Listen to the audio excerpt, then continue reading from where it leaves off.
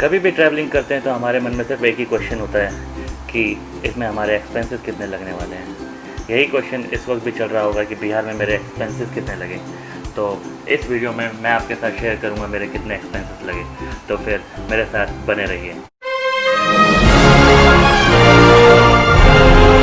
तो मेरे एक्सपेंसेस का लेखा जोखा पूरा मेरी इस बुक में है, जो मैं आपको अभी सारी डिटेल में बता दूंगा, जिससे आपको आइडिया लग जाएगा कि मेरे एक्सपेंसेस कितने लगे।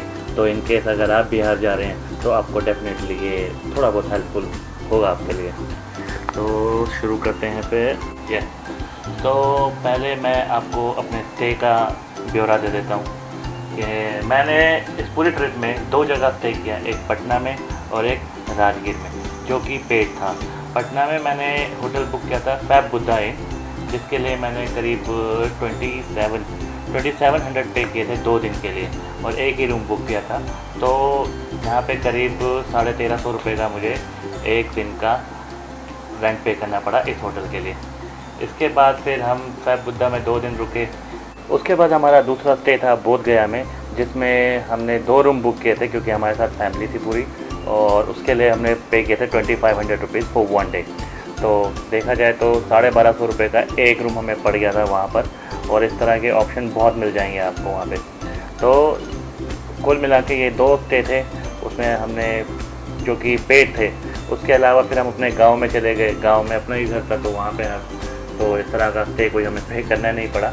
तो स्टे चार्जेस तो ये रहे। इसके बाद हम बात करते हैं कि हमारा जो ये ट्रैवल था, इसमें हमने जो ट्रांसपोर्ट चूज़ किया उसके एक्सपेंसेस हमारे कितने लगे।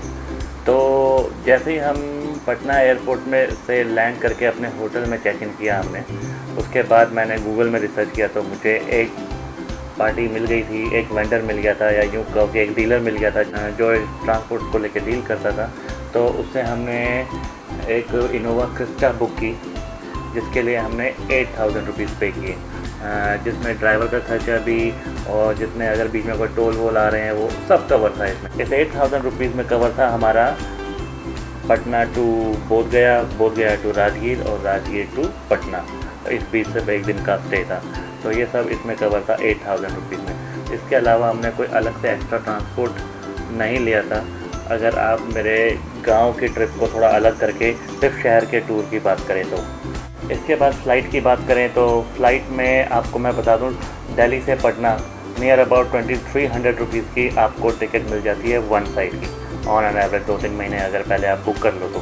कहने का मतलब ये है कि 4600 में आप रिटर्न एयर फेयर आप एस्टिमेट लगा के चलो, आप अगर दिल्ली से पटना और पटना से दिल्ली वापस जा रहे हो तो। अगले एक्सपेंसेस लगते हैं जो आप साइट सीइंग कर रहे हैं, उसकी जो एंट्री चार्जेस होती है, टिकट्स होती है, उस पर जो लगते हैं, ये एक तरह का एक और एक्सपेंसेस है जो कि हमारा बिल्कुल नाम मात्र लगा।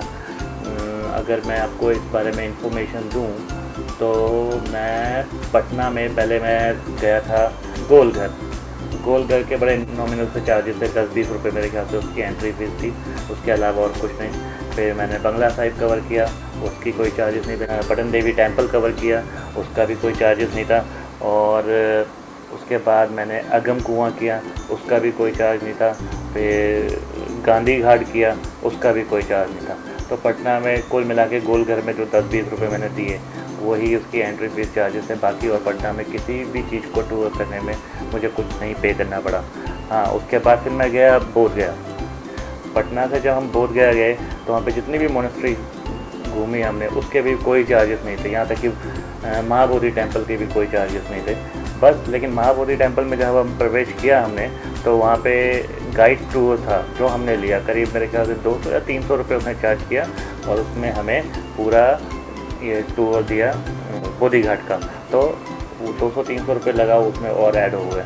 उसके बाद हम गए राजगीर में हमने जो रोपवे लिया उसकी रिटर्न फेयर था 60 रुपीज़।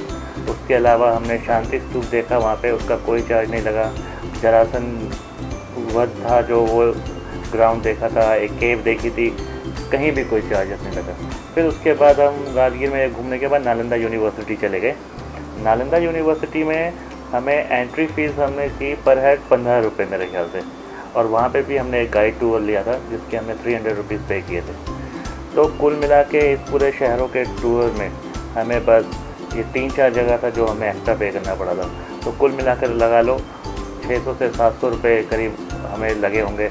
300 तो 2 जगह अगर गाइड के लगा लो 600 रुपये हो गए, गोल करके 10-20 रुपये लगा लो। उसके बाद नालंदा यूनिवर्सिटी के 15 रुपये लगा लो और फिर 60 रुपये रोपवे के लगा लो। बस यही इसके चार्जेस लगे थे। तो कुल मिला के यही एक्सपेंसेस लगे थे हमारी पूरी ट्रिप में। अगर सीधे या आसान शब्दों में मैं आपको एक ब्यौरा दूँ तो मेरा जो स्टे का जो खर्चा था, मैं पर हेड के हिसाब से आपको बता देता हूँ, क्योंकि आप उसी हिसाब से कैलकुलेट करके, आपके ऊपर है ना कि आप एक जना जा रहा है घूमने, 2 जने, 3 जने, तो पर हेड के हिसाब से आपको बताता हूँ आपको कितना पे करना पड़ेगा। जैसे आप फ्लाइट से आ रहे हैं दिल्ली से पटना, पटना से दिल्ली, तो 4600 रुपीज़ की फ़्लाइट चार्जेस लगा लो। फिर स्टे की बात कर रहे हो, पटना में 2 दिन बहुत है एक बंदे को घूमने के लिए, और बोध गया 1 दिन बहुत है घूमने के लिए। यानी इन 3 दिन का जो स्टे लगेगा तो आपको तो एक पूरा रूम लेना पड़ेगा। तो उस हिसाब से आपका 3950 अप्रॉक्स 4000 में आपका 2 दिन यहाँ पे और 1 दिन बोध गया में 3 दिन का स्टे आराम से हो जाएगा। फिर ट्रांसपोर्ट मैंने किया था इनोवा के क्रिस्टा, तो जिसके लिए मैंने 8000 पे किए थे। अगर आप कम लोग जा रहे हैं तो आप इनोवा भी कर सकते हैं, तो उसमें थोड़ा फ्लक्चुएट हो सकता है प्राइस। उसके अलावा फिर है साइट सीइंग 100 रुपीज़, मात्र 100 रुपीज़ मुझे साइट सीइंग के एक्स्ट्रा पे करने पड़े। हाँ, अगर आप गाइड करते तो जैसे मैंने नालंदा यूनिवर्सिटी में किया गाइड और महाबोधि टेम्पल में 300 रुपये और ऐड हो गए, 600 रुपीज़ और ऐड हो गए। अदरवाइज़ मेरा 100 रुपये ही साइट सीइंग में खर्चा हुआ। मेरा तो करीब टोटल खर्चा लगा 35,000 का, क्योंकि मेरे साथ पूरी फैमिली थी। ऊपर से मेरी एक बार फ़्लाइट भी मिस हो गई थी, तो मुझे अर्जेंटली एक दूसरी फ़्लाइट बुक करनी पड़ी, जिसके लिए मुझे करीब 5,500 और एक्स्ट्रा पे करने पड़े। तो ये था मेरी पूरी ट्रिप का ब्यौरा। इसमें मैंने गांव के जितने भी एक्सपेंसेस थे या कुछ भी था वहाँ का मैंने इस वीडियो में नहीं डाला। इसके पीछे रीज़न बस यही था कि वहाँ पे तो हमारा परिवार रहता था, तो हम वहाँ पे जाके हम रुक सके। मुझे नहीं लगता आसपास कोई वहाँ पे होटल्स हैं रहने के लिए, तो उस चीज़ को मैं यहाँ पे ऐड नहीं करूँगा। तो बस इस वीडियो में इतना ही था।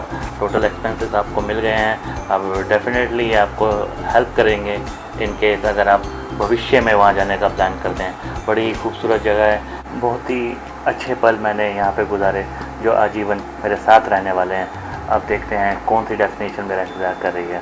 तो बस इस वीडियो में अब इतना ही।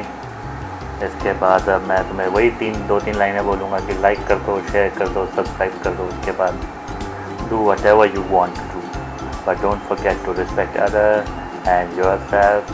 और कुछ कहना था, चलो बाय।